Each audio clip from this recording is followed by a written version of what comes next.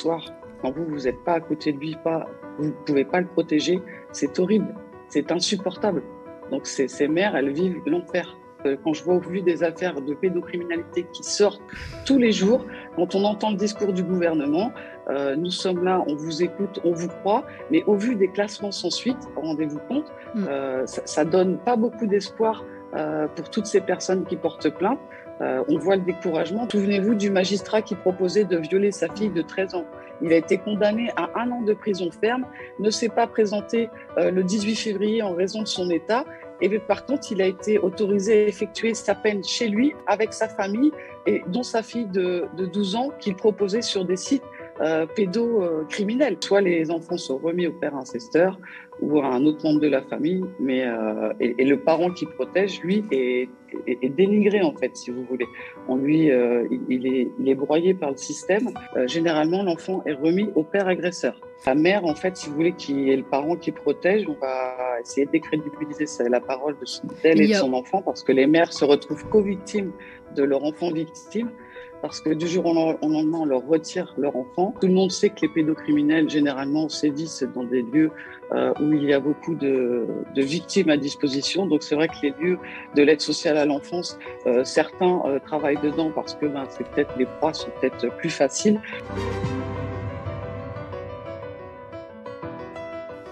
Alors je vous le disais, aujourd'hui on va vraiment mettre la lumière sur l'histoire de Nejoué qui se bat dans l'indifférence générale depuis des années. Elle tente de relancer le hashtag MeToo, aide sociale à l'enfance, MeTooAze, pour dénoncer les viols et violences commises au sein de l'aide sociale à l'enfance, des récits d'abus sexuels. Elle en reçoit énormément. Des mères se sont vues retirer leurs enfants pour avoir dénoncé des faits d'inceste commis par leur père. Comment cela est possible? Comment les pouvoirs publics peuvent rester inactifs et se détourner de ce véritable fléau? Nejoué, justement, tente aujourd'hui de briser ce mur de silence. Elle en parle avec nous. Negoué, pardon d'écorcher son prénom. Mais Negoué, tu m'entends? Oui, bonjour à tous. Bonjour Nadia. Merci de nous laisser la parole dans la dernière matinale. Merci. Pour qu'on puisse s'exprimer parce que nous avons vraiment l'impression que personne nous entend. Nos appels à l'aide restent sans réponse et toutes ces mères ne savent plus vers qui se tourner. Merci à vous, Negoué, pour votre confiance. On tient à le dire, Negoué, on admire votre courage et votre combat. Est-ce que vous pouvez nous parler de ce hashtag MeTooAze dont on parle très peu finalement dans les médias mainstream? Oui, parce que en fait, le hashtag MeTooAze, il avait déjà été lancé par Julie il y a 2 ans. Ça n'a pas eu l'effet escompté et du coup, c'est vrai que face à toutes ces situations, j'ai décidé avec d'autres de relancer ce hashtag parce que les situations sont extrêmement graves et dramatiques pour certains et certaines. Qu'est-ce qui se passe dans ces établissements, Negoué? Donc, qu'est-ce qui se passe déjà vous savez comme moi qu'avec la libération de la parole, on demande aux victimes de parler, de déposer plainte. Donc, ce qui se passe, c'est que des enfants sont incestés au sein de leur famille, principalement par le père, mais ça arrive aussi des fois que ce soit la mère, c'est très rare. Et quand la mère de l'enfant qui est victime va porter plainte, donc elle suit la procédure qu'elle doit faire. Et quand elle va porter plainte, en fait, il y a un système qui se met en place, un système qui par le biais du tabou de l'inceste, ces mères sont sont accusées de SAP. Donc le SAP, c'est le syndrome d'aliénation parentale, donc qui est devenu, j'ai envie de dire, que c'est l'argument qui participe au système d'impunité des agresseurs, puisque c'est un argument systémique. Donc qui dit systémique dit systématique. Donc, on reproche donc à certaines mères, un exemple, une maman n'a pas vu son enfant depuis 1 an, on l'accuse d'être trop fusionnelle avec son enfant, de dénigrer le père, donc on utilise sans arrêt des prétextes fallacieux. Elle a quand même pas vu son fils depuis 1 an, et ça c'est un cas parmi tant d'autres parce que certaines n'ont pas vu leurs enfants depuis des années car leurs enfants étaient pris en charge justement des fois suite à des dénonciations d'inceste. Mais ce n'est pas principalement, il y a aussi, on accuse, donc il y a le MeTooAze regroupe les enfants devenus grands comme Alors, moi mm, qui a été placée. Donc, j'étais une ancienne enfant placée à l'aide sociale à l'enfance. mhm. Donc, j'ai mon adolescence jusqu'à ma majorité, je suis restée placée en structure d'accueil et aussi chez un gardien. Ça regroupe aussi le tabou de l'inceste. On en a assez parlé avec la Civise. La Civise, si vous... Donc, la Civise, c'est la commission qui a été mise en place pour dénoncer justement les faits d'inceste et de violences sexuelles sur les enfants. Alors, Qui a vous été, dénoncez donc les violences hein, qui sont des violences sexuelles dont sont victimes ces enfants placés à l'aide sociale à l'enfance. Qui sont les auteurs de ces violences? Ce sont les éducateurs? Est-ce que l'ASE est au courant et elle donc, ferme les yeux? donc principalement, c'est quand la famille elle est ensemble et qu'il y a un conflit parental, un Mhm. divorce, une séparation. Ça vient d'abord, c'est tout un cheminement, c'est tout un système qui fonctionne comme ça et ça perdure en fait depuis des années, principalement parce que au procès, on va remonter un peu loin, au procès d'Outreau, vous l'avez vu et entendu comme moi, le procès d'Outreau était très difficile pour ces victimes et ces gens qui ont été accusés, beaucoup à tort, bien évidemment. Et depuis ça, on a vu on a vu, comment dire, on décrédibilise sans cesse la parole de la victime. Donc, comment voulez-vous quand la victime, elle exprime son mal-être, elle dit ce qu'on lui a fait, on essaye de la silencier ou on essaye de lui dire que c'est un enfant, qu'on peut pas comprendre. Quand c'est dans un schéma d'une famille normale, c'est suite à une séparation ou un divorce et que l'enfant, même avant, si l'enfant dénonce les faits à sa mère va porter plainte. Donc, si l'enfant après n'est pas remis, généralement, l'enfant est remis au père agresseur. Et D'accord, le donc parent les protecteur, violences ne sont pas commises au sein de l'ASE, mais au sein des familles. Et donc ces enfants voilà. victimes d'abus sont ensuite placés à l'ASE.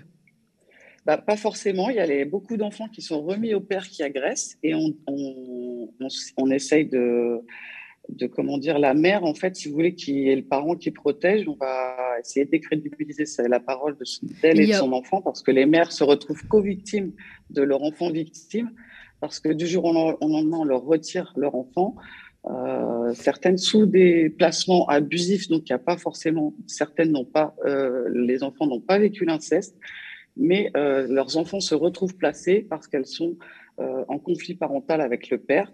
Donc après, on leur dit que justement, elles sont trop fusionnelles avec leurs enfants et qu'il y a plein de prétextes comme ça qui sont utilisés au fur et à mesure parce que bon, certaines sont dans des procédures depuis longtemps, elles sont broyées par le système judiciaire, broyées par la justice.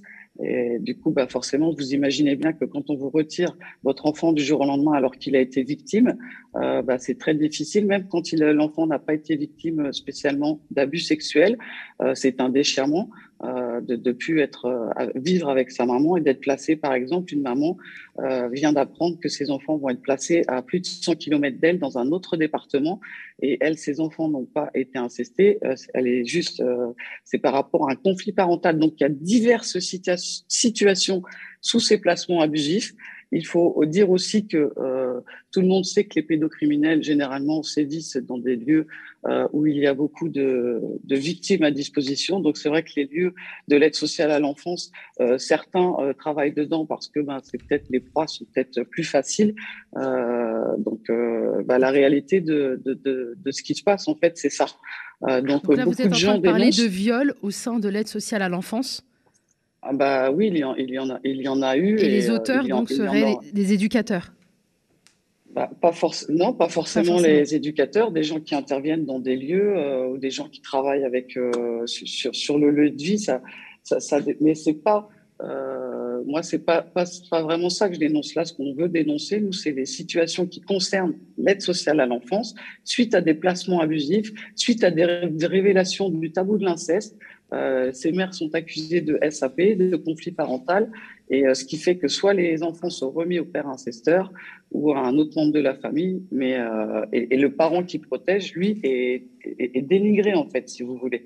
Il est broyé par le système, c'est-à-dire que même en suivant le parent protecteur suit ce qu'on lui dit, Mais bon, on lui a tout retiré. J'ai le cas d'une maman à qui on Mhm. a retiré les filles.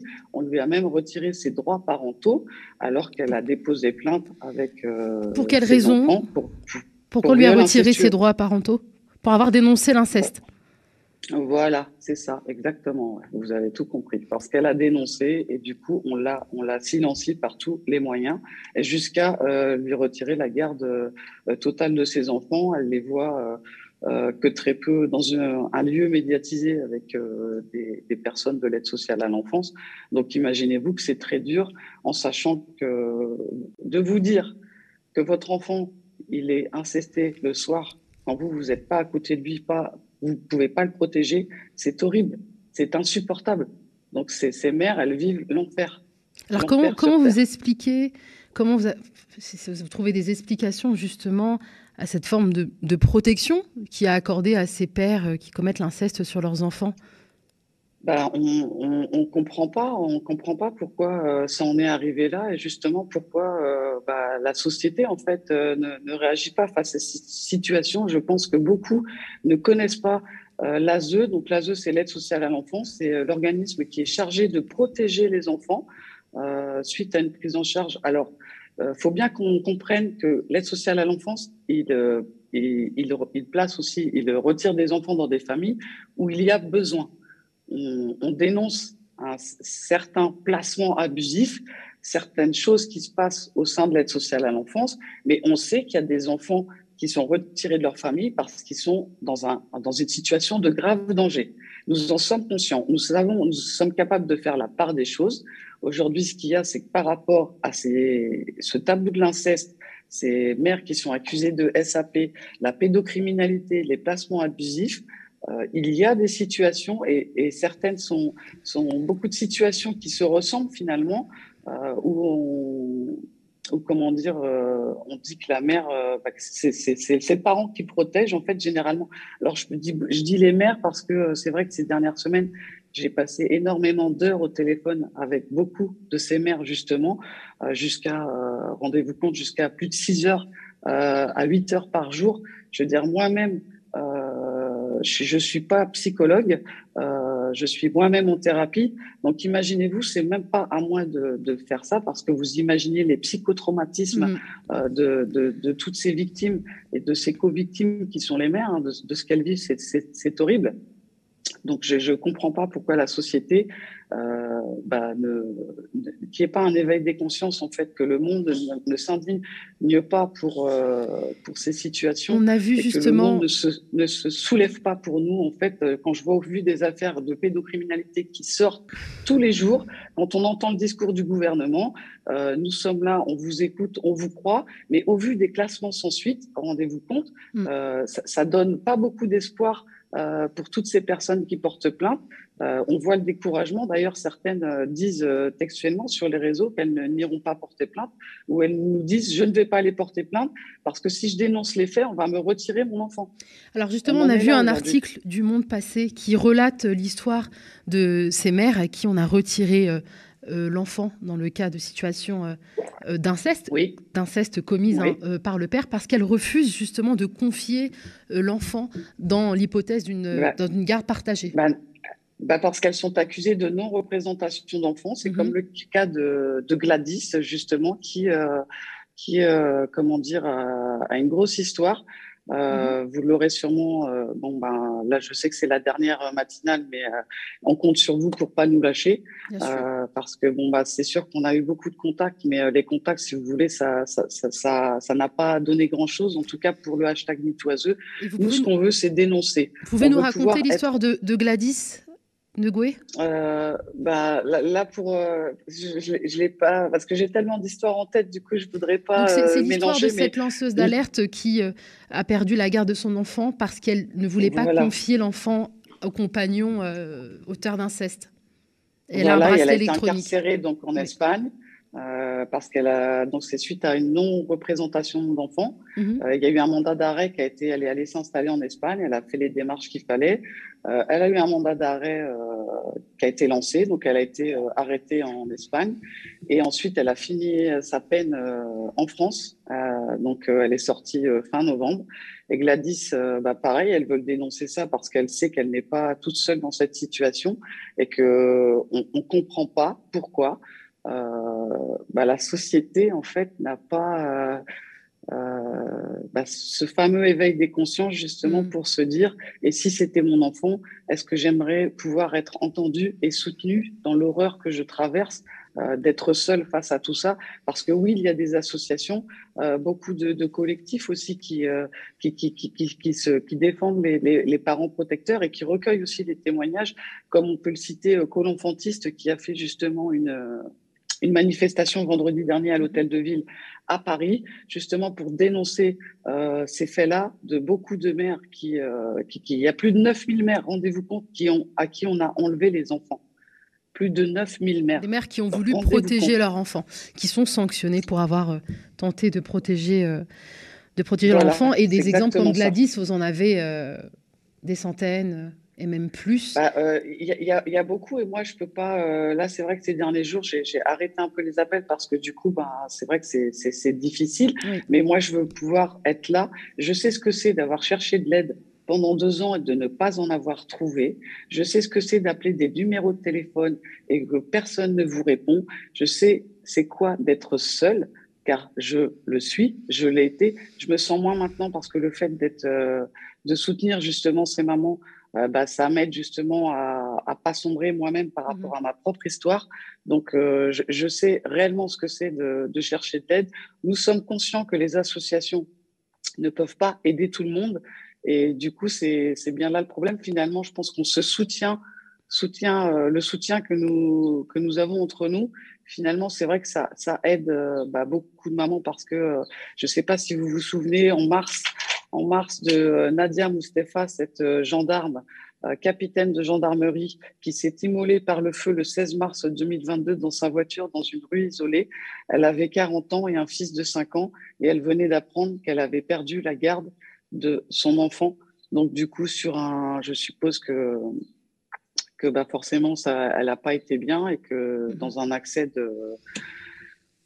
voilà, donc De rendez-vous compte, détresse. elle a quand même mis fin à ses Mhm. jours. Il y a certains pères aussi sont touchés par ces situations, il ne faut pas les oublier, mais principalement, ce sont souvent des mères. Donc, les situations vont quand même loin parce que quand on voit quand même au fait des affaires qui sortent, on peut dire tous les jours, et sans compter celles dont on n'entend pas parler, Mhm. souvenez-vous du magistrat qui proposait de violer sa fille de Mhm. 13 ans. Il a été condamné à 1 an de prison ferme, ne s'est pas présenté le 18 février en raison de son état. Et par contre, il a été autorisé à effectuer sa peine chez lui, avec sa famille, et dont sa fille de 12 ans, qu'il proposait sur des sites pédocriminels. Donc la réalité, en fait, c'est ça. C'est une honte, en fait. Pourquoi cette personne n'est pas en prison? Il est rentré librement chez lui avec sa famille.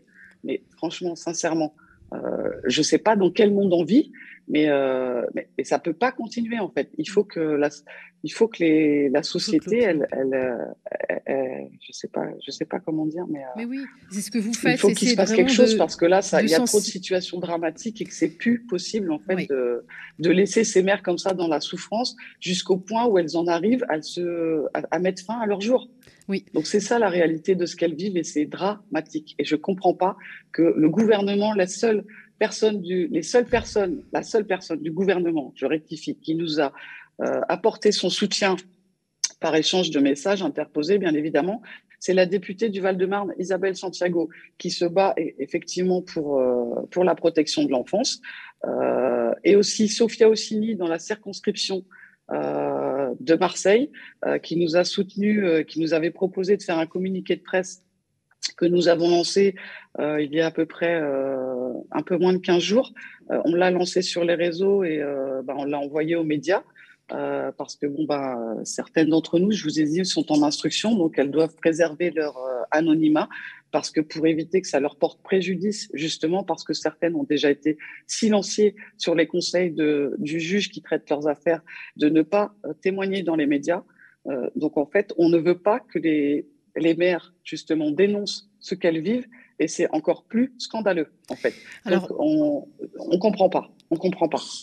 Une incompréhension partagée également. On espéra que cette émission contribuera à sensibiliser l'opinion publique sur le MeToo ASE, donc l'histoire de ces enfants victimes d'abus sexuels, de faits d'inceste commis par leur père et qui sont retirés à leur mère parce qu'elle tente de les protéger. Merci Negoué pour votre témoignage. Bien évidemment, on continuera de parler de ce qu'on appelle ces sacrifices. En tout cas, je voudrais juste remercier Arnaud Gallet qui nous soutient, MeTooFac, Col'Enfantiste, Be Brave, Sandra Muller, Isabelle Santiago, Sophia Ossini, Les Colleuses, la Fédération nationale des victimes de féminicide, Lily Antowska, et toutes ces mères et toutes ces victimes qui sont là. On est avec vous, on ne vous oublie pas, on continue le combat, et qu'on n'oublie pas le 19 novembre, grosse manifestation à Paris avec le Col'Enfantiste, avec Be Brave, avec le MeToo ASE, le collectif aussi Nous Toutes.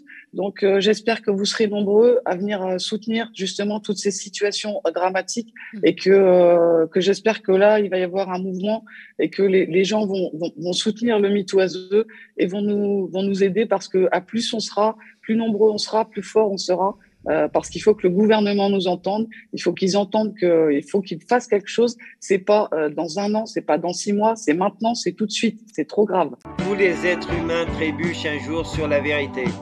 La plupart se relèvent rapidement, secouent leurs vêtements et retournent à leurs préoccupations comme si de rien n'était. Winston Churchill. Ceux qui ne sont pas avec nous, enfants et anti-pédocriminels, sont contre nous. Pour triompher, le mal n'a besoin que de l'inaction des gens de bien. Des enfants sont détruits, violentés, violés et morts de par votre passivité. Vous êtes avec eux ou contre eux? Pour les pédos ou anti-pédos? Les terroristes comme Mera, les frères Kouachi, Nemouche, etc., les délinquants, violeurs d'aujourd'hui, de demain, sont aussi les fruits de la pieuvre via l'aide sociale à l'enfance. Des centaines de milliards d'euros ont alimenté les pédocriminels de l'aide sociale à l'enfance et complices. Et ça continue avec vos impôts.